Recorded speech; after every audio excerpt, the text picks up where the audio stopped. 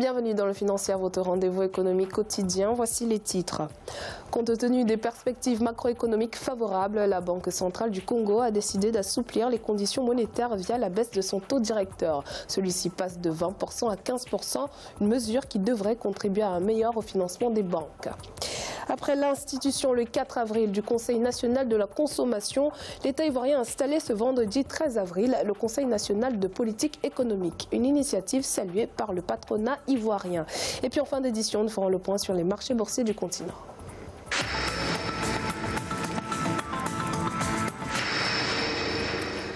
La Banque centrale du Congo a annoncé mercredi 11 avril la baisse de son taux directeur qui passe de 20% à 15%, une baisse qui se justifierait par la bonne conjoncture aussi bien au niveau national qu'international, dans un contexte de reprise de l'activité économique qui se confirme de plus en plus avec une croissance économique projetée à 4,3% pour cette année 2018 contre 3,7% et 2,4% enregistrés respectivement en 2017 et 2016. Nelly Ebessa.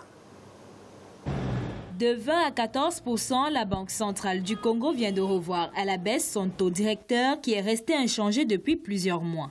Une décision prise par le comité de politique monétaire de la Banque centrale du Congo ce 10 avril 2018. La baisse du taux directeur annoncée fait suite, à en croire le gouverneur de la Banque centrale du Congo, à la bonne tenue de la conjoncture aussi bien au niveau international que national. Nous venons de prendre la décision de baisser les taux directeurs de 20 à 14%. Et c'est cela l'orientation de notre politique monétaire. Aujourd'hui, une politique monétaire qui s'inscrit dans la perspective de stabilité, de manière à ancrer les anticipations des agents économiques dans un environnement stable. Le taux directeur est un indicateur essentiel de l'économie du pays.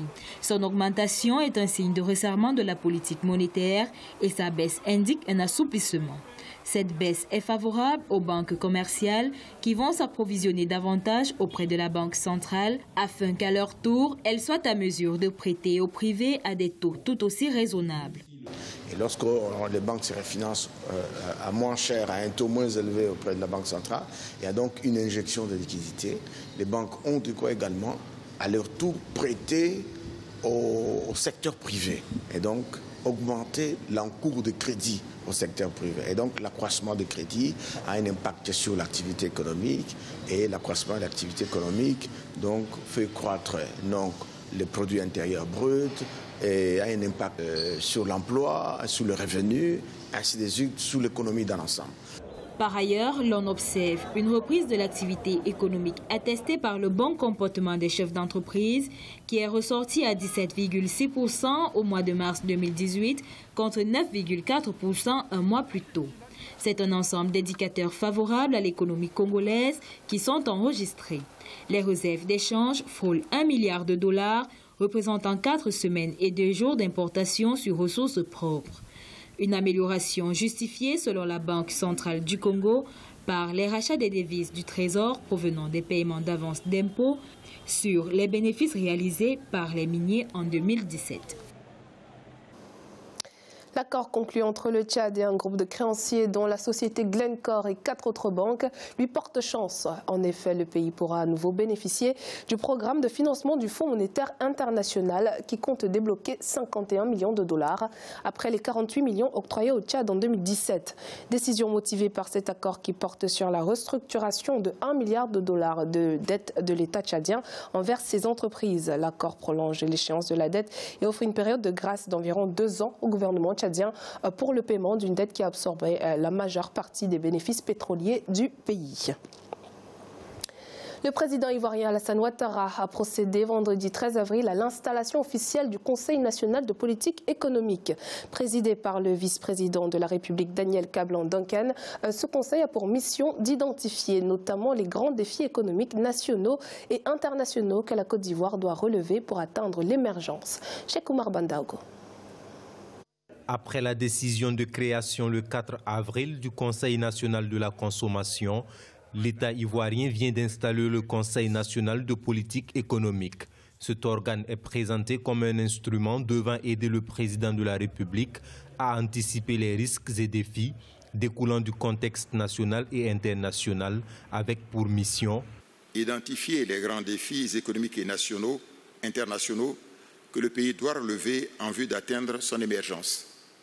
Conseiller le président de la République sur la formulation de la politique économique et la stratégie de développement à moyen et long terme. Veiller à la cohérence globale de la politique économique nationale avec les programmes gouvernementaux. Et enfin, renforcer les activités d'intelligence économique, notamment la collecte et la maîtrise d'informations critiques utiles à la formulation de la politique économique et sociale.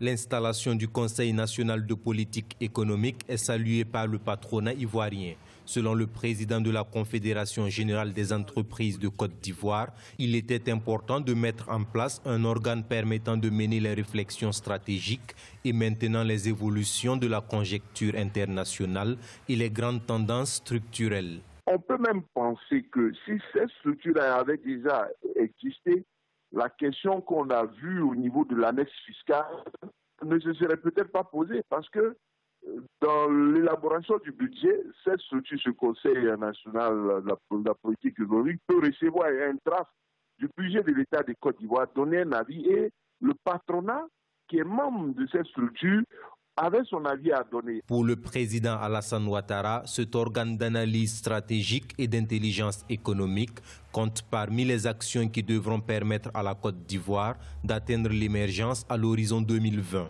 L'État ivoirien a dans ce sens mis en œuvre un premier plan national de développement pour la période 2012-2015 d'un coût de 11 milliards de francs CFA, suivi du deuxième plan pour la période 2016-2020 d'un coût de 30 milliards de francs CFA.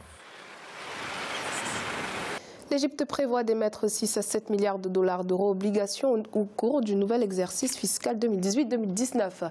Cette révélation du ministre égyptien des Finances intervient après l'émission de son deuxième eurobond pour l'année 2018, lundi 9 avril.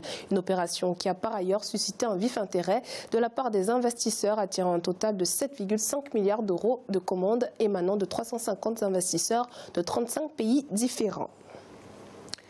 Selon les chiffres de l'Office d'échange marocain, le flux des investissements directs étrangers au Maroc a enregistré une baisse de 24% à 4,32 milliards de dirhams à fin mars 2018 contre 5,68 milliards lors de la même période en 2017. Un chiffre qui s'expliquerait par la diminution des recettes de 10,1% à 7,02 milliards de dirhams, conjuguée à la hausse des dépenses de 27% à 2,69 milliards de dirhams.